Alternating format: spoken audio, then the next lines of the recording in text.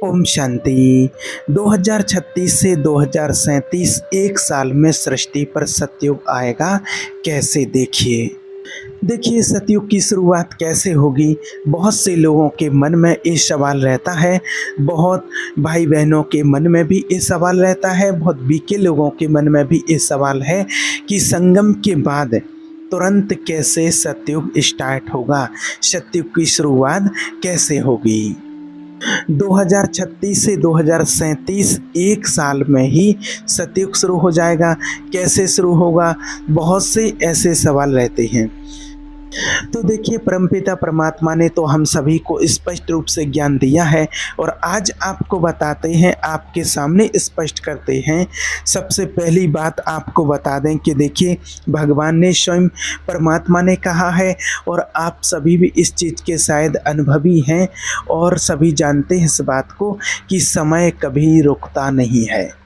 समय एक्यूरेट चलता रहता है। समय कभी भी किसी का इंतज़ार नहीं करता है। आप चलें या ना चलें, आप समर्थ समय को गंवाएं या व्यर्थ गंवाएं, ये आपके ऊपर है। लेकिन समय कभी किसी का इंतज़ार नहीं करता है, ये आप सभी जानते हैं। कहते भी हैं दुनिया में लोग कि समय के साथ सबको चलना पड़ता है, और जो समय के साथ नहीं चलता है, यह समय के साथ चलना नहीं जानता है, यह समय की वैल्यू नहीं करता है और वो समय के साथ नहीं चलता है, तो वो इंसान बहुत पीछे रह जाता है, बहुत पीछे छूट जाता है। दूसरी बात, रात के बाद दिन और दिन के बाद रात जब होती है तो कोई समय नहीं लगता है, कोई इंतज़ार नहीं करना पड़ता है कि अब दिन होगा, अब रात होगी। देखते ही देखते रात से जैसे ही सुबह होती है और सुबह से फिर दोपहर हो जाती है और दोपहर से फिर रात्रि हो जाती है और रात्रि से फिर पुनः सवेरा हो जाता है, उसमें किसी को इंतज़ार नहीं करना पड़ता है। कितनी भी घोर काली अंधियारी रात्रि हो, लेकिन वो कैसे धीरे धीरे करके भोर में परिवर्तन हो जाती है, कैसे एक नई सुबह आ जाती है, पता ही नहीं चलता है। चाहे कोई व्यक्ति पूरी रात जाग करके देखता क्यों ना रहे कि रात कैसे परिवर्तित होती है, भोर में कैसे बदल जाती है, कोई अगर देखना भी चाहे तो वो महसूस ही नहीं कर पाता है कि आखिर इसका परिवर्तन कैसे हो रहा है। चाहे वो कितनी भी काली अंधेरी रात क्यों ना हो, और भोर में कब परिवर्तन हो जाती है पता ही नहीं चलता है।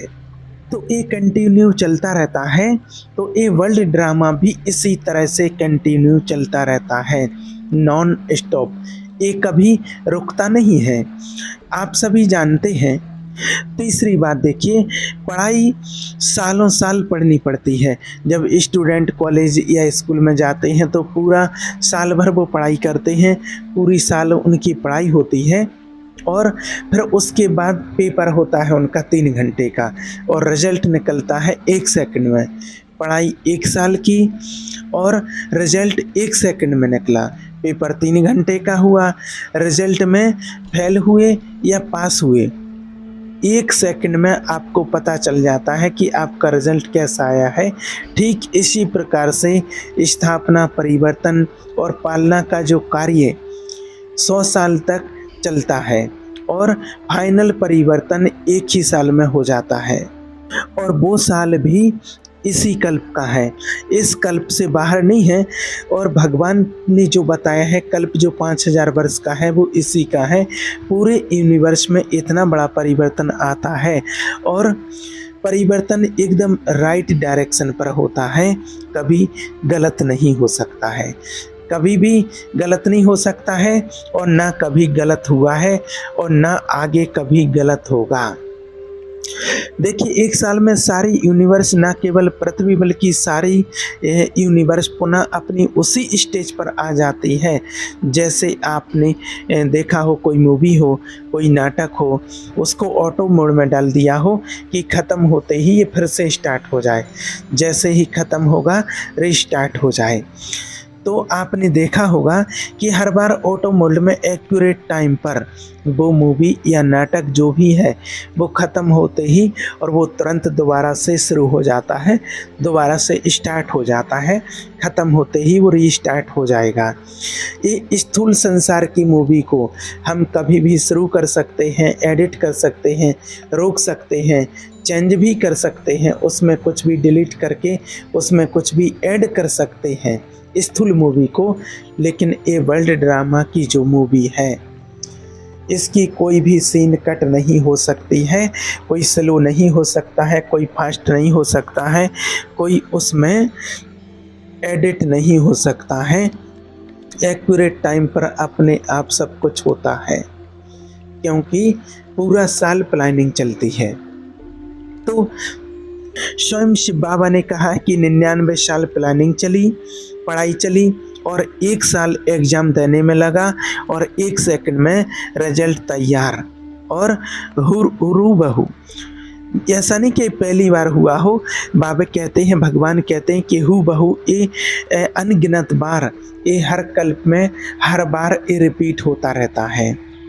उसका एक्यूरेट डेट और टाइम नहीं, लेकिन 1 साल का एग्ज़ाम होगा और 1 साल के अंदर ये धरती पुनः सतयुग के लायक बन जाएगी, जहाँ पवित्र आत्माएं, जहाँ पर पवित्र आत्माएं, निर्विकारी आत्माएं पवित्र चोला पहनकर और वहाँ सतयुग के लिए तैयार खड़ी होंगी। अपने एक्यूरेट टाइम पर 1 सेकंड भी वो आत्माएं लेट नहीं होंगी, आगे पीछे नहीं होगा, एकदम एक्यूरेट टाइम पर अपना सतयुग फिर से शुरू हो जाएगा। भगवान ने कहा है कि दुनिया वाली जो घड़ी है वो तो लेट हो सकती है और उसमें दुनिया वाले कोई भी चेंज कर सकते हैं, चेंज ला सकते हैं, ये उनके हाथ में है।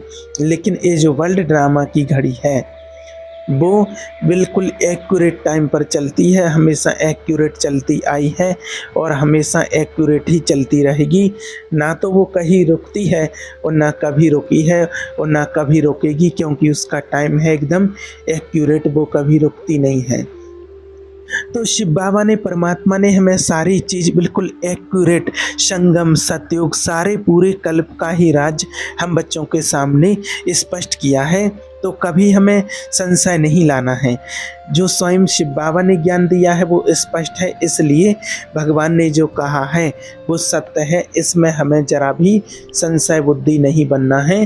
क्योंकि शिव बाबा ने कहा है कि जो कुछ भी होता है अपने एक्यूरेट टाइम पर होता है, उसमें किसी को इंतज़ार नहीं करना पड़ता है और जो होना है उसको कोई रोक भी नहीं सकता है। और देखिए, आज आपको एक चीज़ और बता दें, आपने भी इस चीज़ को देखा है, अभी प्रैक्टिकल में ही आप सभी देख रहे हैं, और नहीं देख रहे हैं तो इसका आज ही अनुभव कर लेंगे कि हर चीज़ को 4 अवस्थाओं से गुजरना पड़ता है।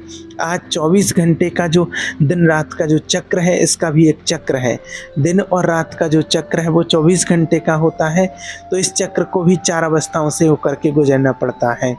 हम सभी जानते हैं कि जिस प्रकार सुबह होती है, सुबह के बाद दोपहर, दोपहर के बाद शाम होती है और शाम के बाद रात्रि होती है। तो 4 अवस्थाएं हो गई और रात्रि के बाद फिर पुनः सुबह हो जाती है। उसमें किसी को कुछ करना नहीं पड़ता है, ऑटोमेटिक अपने आप ये चक्र घूमता रहता है और उसी चक्र के अनुसार मनुष्य आत्माएं अपनी क्रियाएं करते रहते हैं। और इसी प्रकार से मनुष्य जीवन जो होता है उसको भी 4 अवस्थाओं से गुजरना पड़ता है। पहले बच्चा होता है, फिर वो बड़ा होता, युवा होता है, फिर जवान होता है और जवान के बाद वृद्ध होता है और वृद्ध के बाद वो आत्मा शरीर छोड़ करके अपने कर्म के अनुसार फिर वो आत्मा अपनी जगह जाएगी और बच्चे के रूप में वो फिर से जन्म लेगी। तो इस प्रकार से जो कल्प है, जो बाबा ने बताया, वो 5000 वर्ष का है। तो 5000 वर्ष का जो एक्यूरेट जो कल्प है, इसको भी 4 अवस्थाओं से गुजरना पड़ता है। जैसे जब सृष्टि की स्थापना हुई तो सभी जानते हैं कि सृष्टि पर सतयुग था, एक टाइम ऐसा था। उसके बाद त्रेता आया, त्रेता युग के बाद द्वापर युग आया और द्वापर युग के बाद कलयुग आया। तो कलयुग के बाद, क्योंकि ये वर्ल्ड ड्रामा रिपीट हो रहा है, ये घड़ी है, ये चक्र चलता रहता है, तो फिर कलयुग के बाद सतयुग ही आएगा। जिस प्रकार रात्रि के बाद सुबह होती है, उसी प्रकार एक घोर अंधेरी रात्रि के बाद फिर सुबह पुनः यानी कि सतयुग के रूप में परिवर्तित दुनिया होगी। तो इसमें जरा भी संशय नहीं लाना है। हमें स्वयं भगवान ने एक्यूरेट ज्ञान दिया है और एक्यूरेट समय का ज्ञान भी दिया है। जिस प्रकार से 24 घंटे का चक्र दिन और रात का है, उसी प्रकार इस सृष्टि का चक्र भी घूमता रहता है और ये 5000 वर्ष का यहीं पर रहता है, यहीं पर। तो इस बात को बिल्कुल आप एक्यूरेट रीति से अच्छे से समझ लीजिए कि जिस प्रकार से 24 घंटे का जो चक्र है, जो दिन और रात का चक्र घूमता रहता है 24 घंटे का, वैसे सेम इस सृष्टि का चक्र भी घूमता रहता है और ये 5000 वर्ष का चक्र होता है और ये अपने टाइम पर, एक्यूरेट टाइम पर घूमता रहता है। ये किसी के कहने से रुकता नहीं है और किसी के कहने से इस सृष्टि का चक्र घूमता भी नहीं है। इसको अपनी 4 अवस्थाओं से गुजरना पड़ता है। जैसे आपको भी बताया, जिस प्रकार से ऋतुएं भी 4 होती हैं, उसी प्रकार ऋतुओं को भी 4 अवस्थाओं से गुजरना पड़ता। अभी बरसात है, गर्मी है, सर्दी आएगी, बसंत आएगी, तो वो 4 अवस्थाओं से गुजरना पड़ता है। उसी प्रकार से इसको भी, एक कल्प का जो चक्र है, इसको भी 4 अवस्थाओं से गुजरना पड़ता है। ठीक है। ओम शांति।